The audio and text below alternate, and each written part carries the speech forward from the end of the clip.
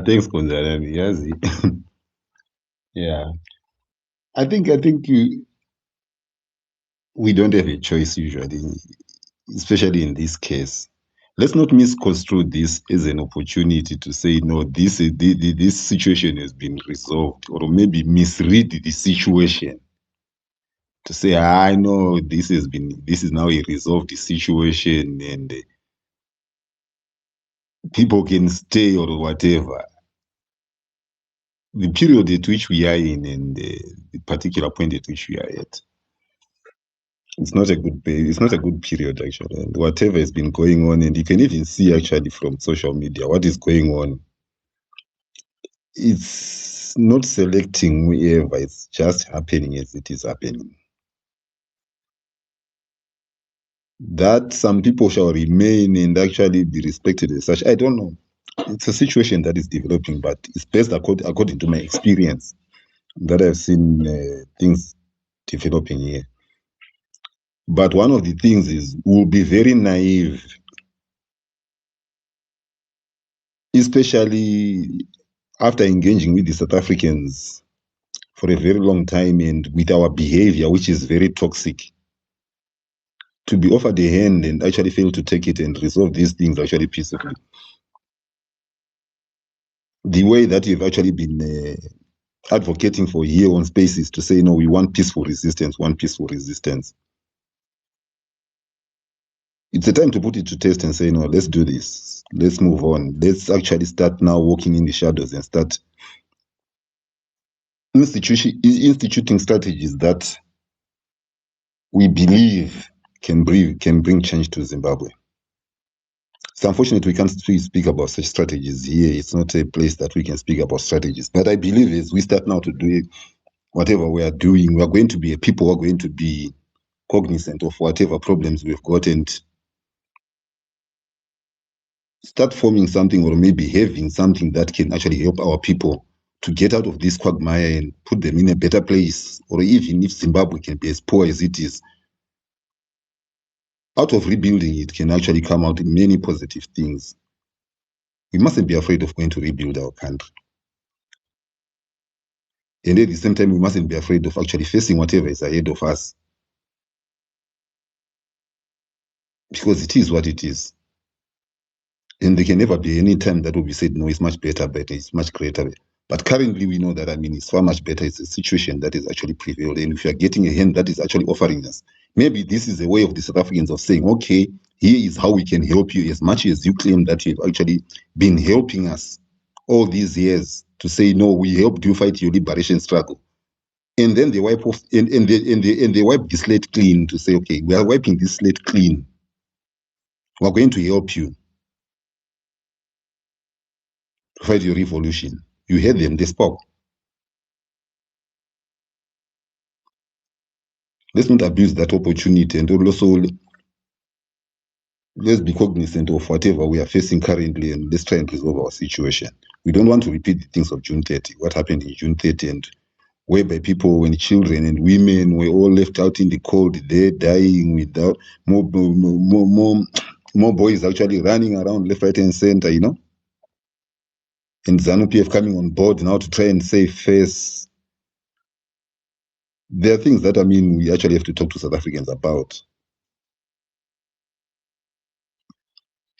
to finally ensure that, we can actually get to where we want to get and to get home and start rebuilding our country. I don't have much to say, Konzanan, but that is the reality of the situation. It is the time. The time has come. We don't have a choice. Thank you, Fabish, for that. Aluta, continue. Our aim is to be practical. Theory, Aisha, and this is our opportunity. And isusu pamaspaces edu toda zvinhu zviri practical. So Friday, tell your brother, tell your sister, the ones that have got papers and stuff like that, go and make some noise at the embassy, and the whole world will be watching. And our brothers in South Africa, they are in solidarity with us. They understand the situation we are in. They are saying, Begimpilo Mbedzi must be free, no to Cape 3. Zimbabwe must be for the benefit of all Zimbabweans, and they understand that the instability in Zimbabwe has caused a lot of chaos in South Africa as well. And we work together. Our economy, together with South Africans and other countries, it's intertwined. So they cannot ignore this. So they are helping us, but they are saying we must be at the forefront. They can't spoon feed us. And for you to get back what you deserve, it does not come easily just like that. We have to, fight in any way we can in order to get our country back. When a strong man occupies your house, you can't just say, oh, yeah, strong man, please, can you do this and that? They don't understand that language. That's why they're butchering our constitution left, right, and center. So you've got a lot to do. We've got a lot to clean up before we even talk about going to elections or political parties expressing themselves in a democratic manner. All that has to be done. So we need to reset. We need to accept the reality. All this thing of going to elections, knowing that ZANU-PF will rig elections, is not going to work anymore. And the gap that we saw when they captured Triple C, the 2.0 of Monzora in the name of Chavangu and so forth, and those politicians that were sucked into that system of ZANU-PF to say for them to benefit or look after their children, they must just enter parliament. So they were using people to be voted into the parliament so they can get my 40,000 mortar and all that. And that's what we saw when they were moving this Cap 3 thing. They rubber stamped it and they think people are animals. Just like the animal farm, which says all animals are equal, but other animals are more equal than the other. So ZANU-PF and its supporters and the mercenaries, they think that they are more equal than the real the general public. And we're saying no. Achichada, we do not want anymore. We're tired. This thing of trying to persecute people one by one and all that, it must come to an end. And the only way it must come to an end is us coming together in our millions and helping each other in any way we can. Sacrifice and all that. And we were talented as Zimbabweans. Wherever we've been to, we've demonstrated that we can grow various economies, we can lead companies, and so forth. So, why can't we come together, reason with those that are wanting to help us, form a strategic relationship, and get our country back? We see the billions and billions of resources that are being just abused or misused. That can help us. That will stop the unnecessary, immigration or influx of people to South Africa and other respective countries. We can bring our country back to normal, but it's gonna take a lot because where there's corruption, these guys will kick back. They will try and fight back because they've been enjoying that position. So let's do the needful, people. It's going to work, and along the way, maybe loss of lives will be lost, but to fight for your country and to make sure that it benefits everyone. There's nothing more fulfilling than that. So let's help ourselves, beautiful people. African Queen, we see you. Please grab the mic. Please come up. Ngobani, we see you. Please come in. Say one or two things. This is about us, and we're trying to be more practical because there are a lot of people that are preaching that, oh, we are not ready to do this.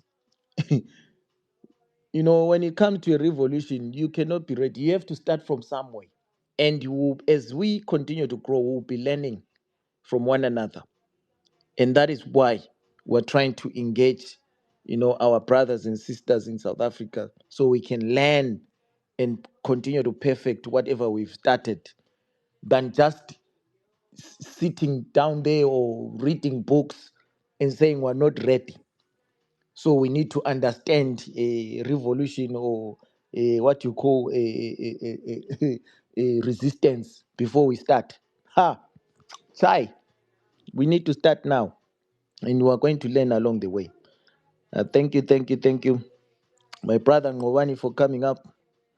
Um, yes, yeah. Let's give the mic to Ngowani. Thank you, Ngowani. Over to you. Thank you very much. How are you? Can you hear me? 100%, 100%. Yeah, because I'm using something else, another device.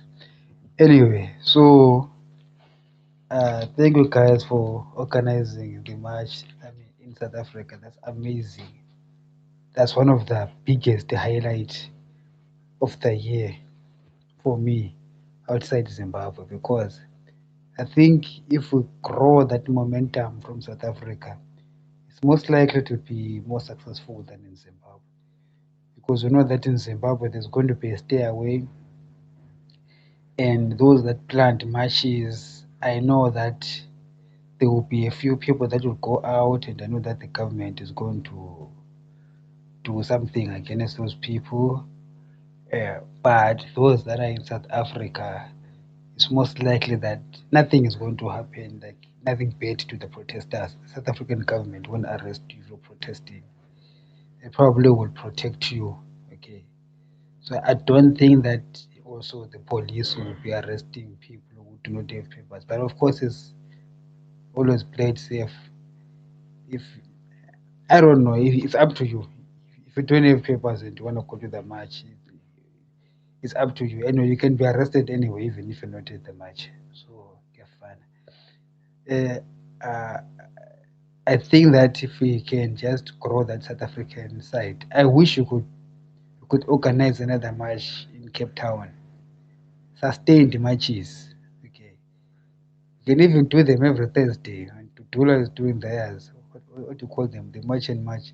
When they're doing theirs this side, we will do ours on the other side.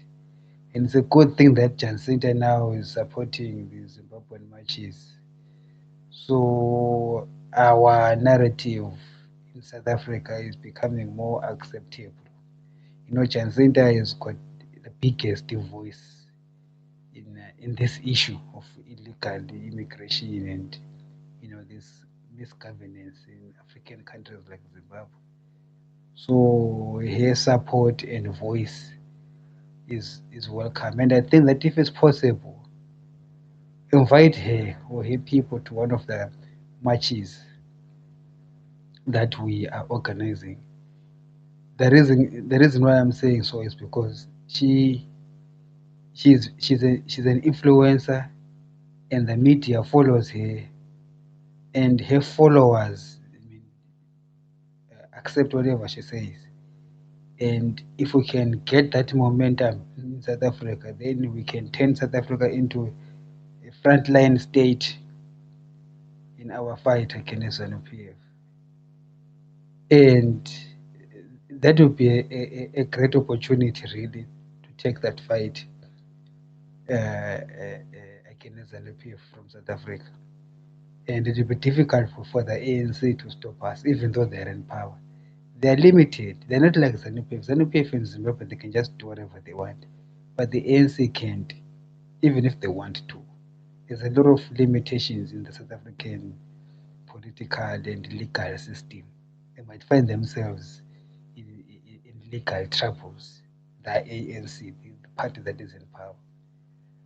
We know that ANC protects ZANU-PF, but you never know. We might actually have some secret supporters inside the ANC that also might want a change in Zimbabwe, because they they've got different reasons.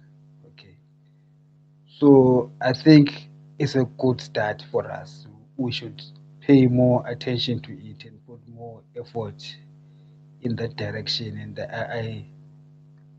for Cape Town, guys, if you are looking for organizers and people do something in Cape Town, I'm available, and I'm willing to contact others as well so that we can do something else here in Cape Town. Protest, protests, and other ways of securing our citizens, and also creating a network of protection, because some of our people are exposed to xenophobia and also deportations. People need help, and yeah, things like that. Things that are more practical. You know, aid that people need. I mean, people need aid in in dealing with the legal system. I think Zim for us should also focus on that as well, expand on that, because those are the real living, uh, those are the real issues that the people are facing. Okay, so sometimes to remove ZANU-PF is a very big thing. People are not directly thinking about the removing ZANU-PF. People are thinking about, what if I get arrested? What if this happens? So we should also expand into those areas. So yeah, that's all I have to say.